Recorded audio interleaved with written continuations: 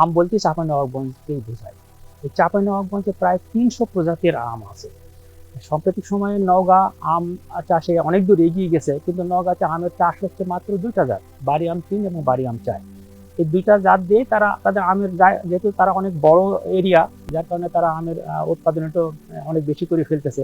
কিন্তু আমের উৎপাদন বেশি হলেই যে তারা রাজধানী হয়ে যাবে এমন তো নয়। রাজধানী হতে গেলে তো তার ইতিহাস থাকা লাগবে, তার অনেক আমের সাথে ওই জেলা কিভাবে মিশে আছে সেগুলি, সেই কালচারের সাথে মিশে থাকতে হবে। সবকিছু মিলেই কিন্তু রাজধানীর দাবি হয়। কাজে রাজধানী আবার ৬ মাস পরে বা ৫ বছর পরে আমি আরেকটা রাজধানী করব, এভাবে তো হয় না।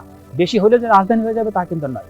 কাজেই রাজধানী বলতে চাঁপাইনবাবগঞ্জকেই বলতে হবে, কারণ এখানে ৩০০ প্রজাতির আম আছে।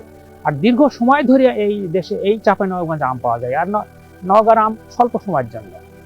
বাড়ি আম ৩ এবং ৪, এই আম দুটি উৎপাদন করতে যে সময়টুকু লাগে সেই সময়টা আম শেষ। কিন্তু চাঁপাইনবাবগঞ্জে দীর্ঘ সময় ধরে আম হচ্ছে।